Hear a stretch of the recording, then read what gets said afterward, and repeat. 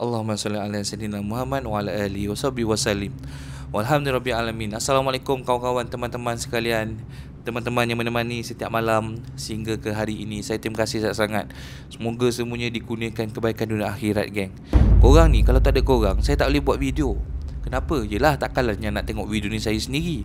Akulah rekod, akulah edit, akulah tengok diri sendiri terhibur. Ha, cerita seram.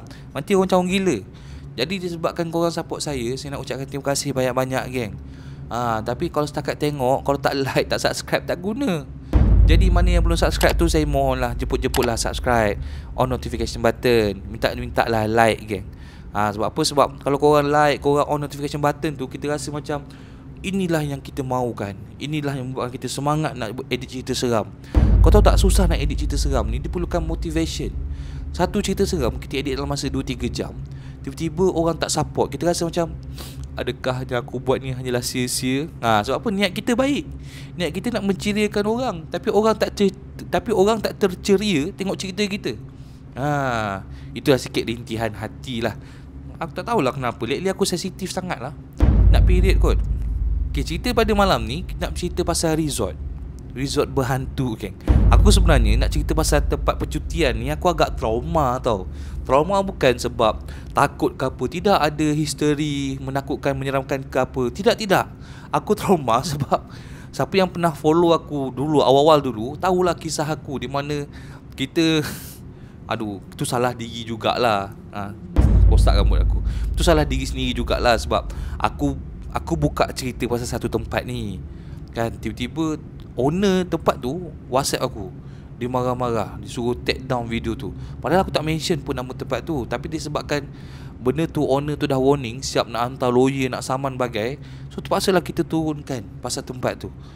So sejak pada kejadian tu, aku dah stop cerita pasal resort, pusat-pusat percutian ni. Sebab kita risau benda sama yang jadi. Kalau kau perasan, kebanyakan cerita seram aku pun, aku tak cerita pasal resort. Tapi untuk 30 hari 30 sori puaka ni, kita dah nilai cerita akak ni, kita dah susun elok-elok. Memang kita tak akan mengaibkan mana-mana pihak. Jadi kalau kau terasa tu, that's mean engkau punya hal lah. Saya dah sort betul-betul. Memang tak sebut satu pun yang berkaitan dengan tempat awak. Saya pun tak tahu tempat ni dekat mana. Sebab akak ni, dia cerita pasal resort berhantu ni, tak bagi tahu tempat ni dekat mana. Yang dia bagi tahu pasal negeri je. Itu pun aku tak nak cakap negeri mana. Sebab apa? Sebab nanti kalau aku kena lagi macam mana, saya dah trauma, geng. Tapi senang nak cakap lah, yang kebanyakan resort ni memanglah ada gangguan tersendiri, kan. Kalau aku tak cakap pun, kau as pekerja resort pun, kau akan mengaku ada serta-serta resort memang keras. Sebab apa? Sebab kadang-kadang tapak resort tu sendiri, yang mungkin tapak tu ada history dia, ataupun mungkin ada beberapa kejadian yang kita orang tak tahu yang berlaku dekat resort tu. Itu wallahualam lah, engkau je yang tahu. Tapi betul tak, percaya tak apa aku cakap, yang setiap resort ada sejarahnya yang tersendiri. Dan pada malam ni nak bawakan satu cerita. Cerita ni daripada seorang akak. Nama akak ni ialah Mastura. Akak Mastura ni dia nak cerita, waktu tu dia ada buat sambutan hari keluarga. Hari keluarga ni dia diadakan di salah sebuah resort yang terletak di Negeri Sembilan. Waktu tu diingatkan yang hari keluarga ni merupakan hari yang bahagia, nak have fun, nak orang cakap rapatkan silaturahim. Tapi telah menjadi memori seram walaupun dah 7 tahun berlalu. Kak Mastura cakap walaupun 7 tahun, benda ni masih segar di ingatan dia. Kau tengok Negeri Sembilan juga. Yang nak cari hal dengan aku tu pun Negeri Sembilan juga. Tapi Kak Mastura ni bagi tahu, dia cakap kalau diberi tiket free sekalipun untuk duduk dekat resort tu lagi sekali, memang dia akan menolak. Sebab apa? Sebab sambutan ni dikatakan membawa banyak bencana kepada keluarga dia. Pada awalnya ingatkan dapat rapatkan silaturahim, lama tak kumpul ramai-ramai, tapi akhirnya menjadikan sebuah pengalaman seram yang Kak Masura bagi tahu sampai sekarang. Diorang trauma, diorang tak buat family day. Kalau buat pun buat kat rumah sendiri je. Dah tak sanggup nak sewa resort sebab takut kena gangguan yang sama. Nak tahu? Nak tahu, kita kasih intro dulu, geng.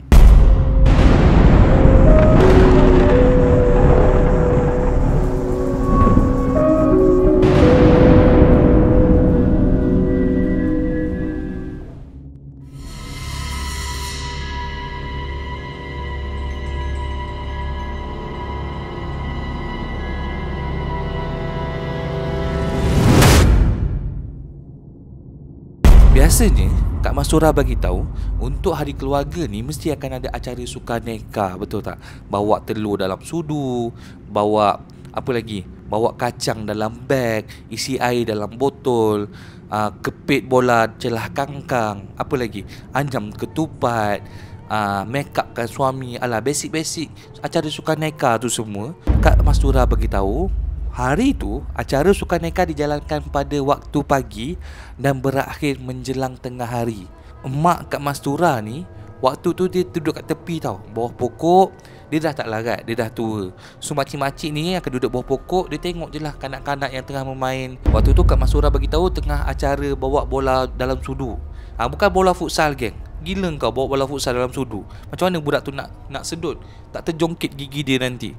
Bawa bola pingpong dalam sudu. Mak-mak duduk bawah pokok tengah tengok anak-anak main. Waktu ni mak Kak Mastura ni dah berumur lebih kurang dalam 70-80 tahun. Dah tak larat. Dia pun duduk lah sambil tengok cucu main. Sambil duduk, dia tengok sambil tekuk kerut dahi dia. Mulutnya pula tekuk kerut, berkemut-kemut mengira macam 1, 2, 3, 4, 5. Waktu tu makcik tu macam tengah mengira. Dia kira berapa orang kanak-kanak yang tengah terlibat dalam acara sukaneka. Waktu ni makcik tu macam pelik. Muka dia amat memelikkan. Tapi Kak Mastura bagi tahu yang tak heranlah sebab mak dia ni ada penyakit lupa, Alzheimer. So kadang-kadang dia lupa cucu dia ada berapa orang. Dia kira 1, 2, 3, 4, 5. 1, 2, 3, 4, 5, 6. Waktu tu adik-beradik Kak Mastura semua macam gelak-gelak lah. Dia macam tengok, "Hai mak, kira apa tu?" "Tu aku tengah kira cucu aku. 1, 2, 3, 4, 5, 6. Kak Mastura pun cakap lah, "Mak, janganlah, apa mak kira sampai 6 orang tu? Kita ada 4 orang je cucu ni, mak. Cuba mak kira betul-betul." Waktu tu mak Kak Mastura macam butangkan mata. Dia kira balik, 1, 2, 3, 4, 5, 6. Tidak, aku kenal tu. Itu 2 orang anak si Angah. Itu yang besar tu anak si Along. Yang gemuk tu anak si Acik. Yang lagi 2 ni anak siapa lah? Gelap je, botak je. Ni anak siapa ni? Aku macam tak pernah nampak. Kak Mastura waktu tu dia tengok mak dia. Dia tengok mak dia.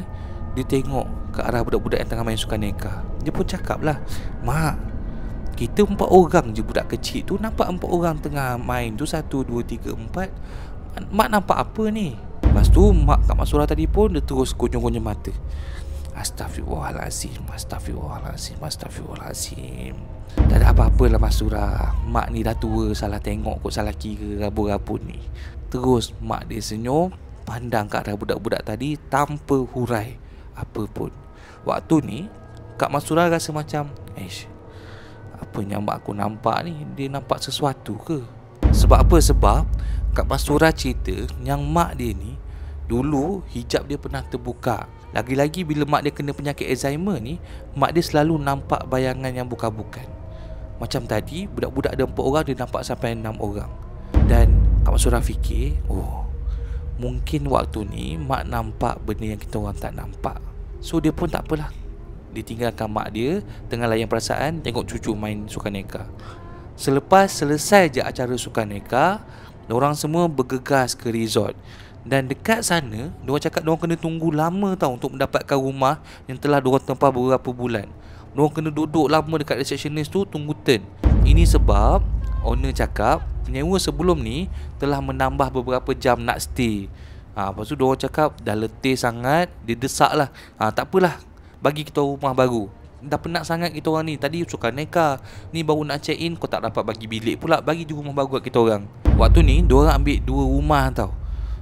Sebab apa? Sebab keluarga diorang besar. Jadi ibu, ayah, kakak, adik dengan anak beranak dekat satu rumah. Rumah ni betul-betul menghadap kolam renang, geng. Manakala Kak Mastura dengan anak beranak dia, dengan abang dia semua dekat satu unit pula yang dekat berada di hujung resort. So apabila mereka memasuki rumah masing-masing, diorang macam terlampau penat sebab dah sukaneka pada waktu pagi.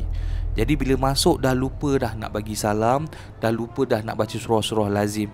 Sebab penat sangat pada waktu tu, geng. Dan waktu ni Kak Mastura cakap mungkin inilah sebab mereka diganggu. Kejadian ni bermula pada petang hari yang sama. Waktu ni Kak Mastura dah terkejut tau, sebab abang dia yang duduk serumah tu berlari keluar daripada bilik, berlari keluar pada rumah dengan muka yang cemas, pucat muka dia. Waktu ni Kak Masura pun tanyalah, bang, kenapa abang berlari-lari ni? Ada main sukan ikan lagi ke? Abang dia dengan muka panik cakap, tidak, aku ni tadi dalam bilik air. Siapa yang ketuk-ketuk bilik air aku ni daripada tadi? Aku buka pintu tak ada, aku tutup lagi sekali bunyi ketuk. Dah banyak kali tau. Siapa yang main-main dengan aku ni? Waktu tu Kak Masura dia cakap dia tercengang seketika. Sebab dalam rumah tu, waktu tu kebanyakan anggota keluarga telah pergi ke kolam renam.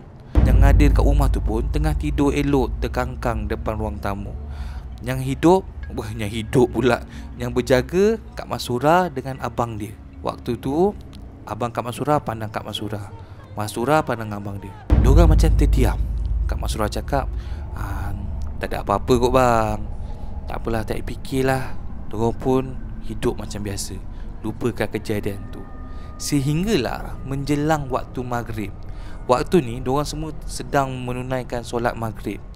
Tiba-tiba terdengar jeritan kuat di luar unit rumah diorang tu. Dan alangkah terkejutnya diorang apabila mendapati yang anak adik kepada Kak Masura ni nama Kasih tau, umur 3 tahun, lemas dalam kolam dewasa. Tapi waktu tu mujur tau, anak abang dia ni yang berusia 12 tahun, time tu tengah berada dekat luar, tengah lepak-lepak makan sumi semua kan. Nampak budak ni lemas. Terus abang ni berlari terjun dalam kolam selamatkan budak tu. Budak yang lemas tu, nama Kasih tu, ibarat macam, dia bukan lemas macam terkapai-kapai, tidak, tapi dia macam berenang tapi senyap, tak boleh nak minta tolong. Dia macam gitu, kau faham tak? Ini air, kau bayangkan ini air, macam gitu je tangan dia. Nasib baiklah abang tadi sempat terjun selamatkan si Kasih tu. Semua makcik-makcik, pakcik-pakcik kecoh, panik. Sebab pelik, macam mana Kasih yang umur 3 tahun ni tadi elok-elok dalam rumah tengah tengok TV sementara semua orang tengah solat, boleh berjalan seorang-seorang keluar daripada rumah pergi ke kolam renam. Kalau kita pun, kita akan pelik tau. Sebab apa? Sebab contoh rumah yang dekat dengan kolam tu, contoh ni rumah, ini kolam. Nak ke kolam dia tak boleh terus lompat balkoni tau. Dia kena keluar pada rumah, lalu jalan sikit baru nampak kolam. Tapi yang peliknya, si Kasih ni elok-elok depan TV, tak tahu dah dalam kolam, tengah lemas. Itu yang menjadikan misteri pada malam tersebut. Yang pelik juga, time tu Kasih seorang-seorang, tak ditemani oleh sesiapa pun. Nasib baiklah Kasih tu sempat diselamatkan, tak berlaku kejadian serius. Dan pada malam tu ada sesuatu benda besar telah berlaku yang menyebabkan diorang tak boleh tidur malam. Waktu ni macam aku cakap tadi, dalam satu rumah tu ada Kak Masura, ada abang sulung dia dalam satu rumah kan. Diorang semua tak dapat tidur. Semua macam tengah berborak dekat ruang tamu tentang apa yang jadi tadi. Kak Masura pun ceritalah apa yang berlaku dekat mak dia. Bang, nak tahu tak, tadi masa petang mak nampak benda bukan-bukan lagi. Mak cakap kita ada 6 orang cucu, sedangkan ada 4 orang je. Lepas tu tiba-tiba tadi abang cakap orang ketuk toilet, sedangkan semua orang tak ada pergi kolam. Lepas tu malam tadi si Kasih pula mandi air kolam. Lepas satu-satu jadi waktu ni abang dia macam nak solat sunat, nak minta lah dilindungi apa semua kan. Tiba-tiba waktu dah hampas sejadah tu, nak angkat takbir. Abang dia dah angkat takbir daripada pandang sejadah, dia angkat kepala sikit pandang depan. Abang Kak Masura ni nampak betul-betul di depannya tengah duduk melunjur seorang perempuan tua. Kau bayangkan, ni sejadah kau tengah solat, kau kepala tunduk bawah ni. Waktu kau angkat kepala, perempuan tua tengah meluncur dekat depan. Rambut dia kusut masai sampai ke lutut geng. Waktu tu abang dia seorang-seorang dalam bilik. Dia dah pandang perempuan tu, dia baca Astaghfirullahalazim, teruskan solat macam biasa. Dia pun dah settle baca Al-Fatihah, surah. Dia rukuk, dia sujud. Bila duduk antara dua sujud, tengok ke depan, makcik yang tengah melunjur tadi dah tak ada. Waktu ni lah abang Kak Masura ni rasa macam, oh, tempat ni bukan kaleng-kaleng, ada benda dekat tempat ni. Terus settlekan solat sunat, dah baca tahiyat akhir. Abang Kak Masura ni nak ambil telefon, dia nak baca surah Yasin. Waktu dia buka je Al-Quran yang dalam telefon tu, pertama kali dalam hidupnya, abang Kak Mak Surah bagi tahu dia nampak satu notification keluar. Buka apps Al-Quran digital tu, keluar notification. Notification tu cakap, surah Yasin anda berada di dalam keadaan terbalik. Waktu ni tak pernah tau kita dapat notification tu. Kita sendiri pun tak pernah. Tapi tiba-tiba dia dapat notification yang mengatakan surah Yasin berada dalam keadaan terbalik. Dan bila dibaca pun, abang Kak Mak Surah cakap memang potongan ayat tadi menjadi tunggang langgang, sukar untuk dibaca. Waktu tu abang dia terus letak telefon kat bawah. Dia baca surah-surah lazim yang dia ingat. Waktu dia baca surah lazim ni, dia still dekat sejadah. Dia pejam mata. Abang Kak Mak Surah bagi tahu mulut dia terkumat kamit. Waktu ni dia terdengar tapak kaki. Tapak kaki macam orang tua. Kau tak tapak kaki orang tua yang jalan mengesek? Kalau kita berjalan tap kan? Ni tapak kaki tu berjalan macam Sam macam tu, macam jalan mengesek ke. Dan abang Kak Mak Surah cakap tapak kaki tu seakan macam berjalan di keliling dia. Dia tengah duduk, antara duduk sujud, baca doa-doa, baca surah-surah lazim. Tapak kaki tu macam berjalan keliling dia beberapa kali, sehinggalah tiba-tiba senyap. Barulah abang Kak Mak Surah buka mata. Lain pula yang jadi dekat Kak Mak Surah ke. Kak Mak Surah diganggu waktu tengah tidur. Masa mula-mula tidur tak ada masalah, elok tidur berekon, memang sejuk, siap berselimut. Tapi tiba-tiba dia terjaga daripada tidur sebab kepanasan yang teramat sangat. Baju basah, perlu menitik-nitik. Waktu ni Kak Mak Surah tengoklah, selalu kalau kita pasang aircon nampak plug menyala kan. And memang betul, nampak plug tu menyala, aircon sedang berfungsi dengan elok. Tapi dia tak dapat rasa aircon tu, terasa panas sangat-sangat. Kak Mak Surah tengok suami dia, "Ui, lena tidur berselimut engkau ya, nyenyak betul." Tapi Kak Mak Surah ni perlu dia menitik-nitik. Dan waktu dia terjaga tu lah, tiba-tiba Kak Mak Surah terdengar bunyi gonggongan anjing yang begitu kuat sekali, berada betul-betul di luar tingkap bilik tidur Kak Mak Surah. Waktu ni Kak Mak Surah rasa macam takut sangat-sangat. Sebab bunyi anjing tu bukan macam bunyi anjing biasa kita dengar tengah malam, bunyi gong gong gong gong senyap, gong gong gong gong senyap. Tak, tapi ni bunyi yang bersahut-sahut. Bunyi sampai ada bunyi anjing menyalak, bunyi macam apa bunyi tu? Kau tahu tak bunyi anjing yang bunyi anjing melolong macam tu. Kak Mak Surah ni rasa macam takut betul tau. Dia cuba kejut suami dia, tapi suami dia tak bangun. Kak Mak Surah decide time tu dia selimutkan juga, walaupun berpeluh lencun, dia selimutkan badan dia, dia peluk suami dia, dia ulang ayat kursi, sehinggalah bunyi suara anjing tu berhenti. Lain pula cerita adik Kak Mak Surah yang tidur dekat rumah lagi satu, yang dia cakap rumah depan kolam tu kan, itu ada gangguan juga Kak Mak Surah cakap. Di mana waktu tidur, adik dia dengan isteri tengah tidur elok dalam bilik, pintu tutup. Tapi bila bangun beberapa jam lepas tu, dia sedar pintu bilik terbuka luas. Waktu ni dia fikir, oh maybe anak dia kot, anak dia tidur bilik lain dengan sepupu dia, maybe anak kot buka pintu. Tak apalah, tutup semula. Bangunlah, bangun tutup. Okey, sambung tidur. Bangun beberapa minit lepas tu tersedar, ush, pintu terbuka balik. Dan benda ni berlaku beberapa kali, sehinggalah adik Kak Mak Surah ni rasa macam dah lah, tak apalah, tidurlah, kita abaikanlah benda ni. Esoknya diorang nak breakfast, diorang breakfast dekat luar. So diorang check out awal, diorang terus pergi breakfast. Waktu breakfast ni diorang berkongsi tau apa yang berlaku pada malamnya. Ada yang kena ganggu dengan anjing, ada yang pintu terbuka, ada yang abang dia nampak lembaga berjalan semua tu. Dan bila part Kasih semalam yang lemas tu, diorang macam tanyalah, Kasih semalam Kasih pergi kolam macam mana? Yang budak tu cakap lah, oh semalam ada kawan ajak swimming. Waktu ni orang tanyalah, kawan mana Kasih kenal ke? Tak kenal pun, tapi dia main dengan Kasih time sukaneka. Lepas tu Kak Mak Surah macam excited, tanyalah, oh kawan tu macam mana? Tak tahu, tapi kawan tu 2 orang. Dia macam gelak-gelak. Waktu ni terus Kak Mak Surah pandang balik mak dia. Mak dia time tu yang Alzheimer tu, penyakit lupa-lupa tu, tengok je Kasih tersenyum. Dia tengok balik Mak Surah. Dia cakap, kan mak dah bagi tahu ada orang yang join semalam sukaneka. Kau tak dengar cakap mak. Dan time tu diorang buat kesimpulan, adakah yang mengganggu diorang dekat resort tu datang daripada tempat sukaneka tu ataupun memang datang daripada tempat diorang duduk.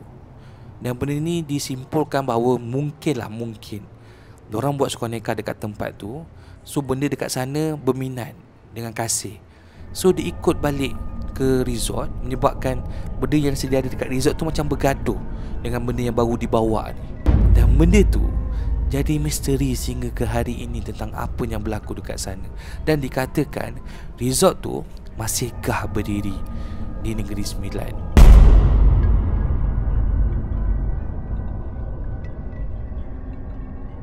Thank you so much gang, pada mana yang sudi dengar cerita saya sampai habis. Thank you so much sebab luangkan masa anda. So itulah kita kan, macam aku cakap tadi lah, bercerita pasal resort-resort ni. Memang kebanyakan resort-resort kat Malaysia ni ada cerita seram dia. Cuma terkena ataupun tidak je. Kalau nasib baik terkena, nasib tak baik macam itulah, tidur bangun kan, tak ada benda-benda seram berlaku. So alhamdulillah lah. Tapi nak pesan dekat korang lah, nak pesan kalau bercuti tu ingat untuk selalu lindungkan diri, ingat untuk selalu jaga batas apa yang patut. Sebab kita tak tahu tempat tu ada apa. Kita risau nanti. Risau apa? Risau satu hari nanti cerita engkau pula jadi story puaka aku. Jangan lupa like, jangan lupa subscribe, jangan lupa on notification button. Jumpa dalam next video. Assalamualaikum, selamat malam.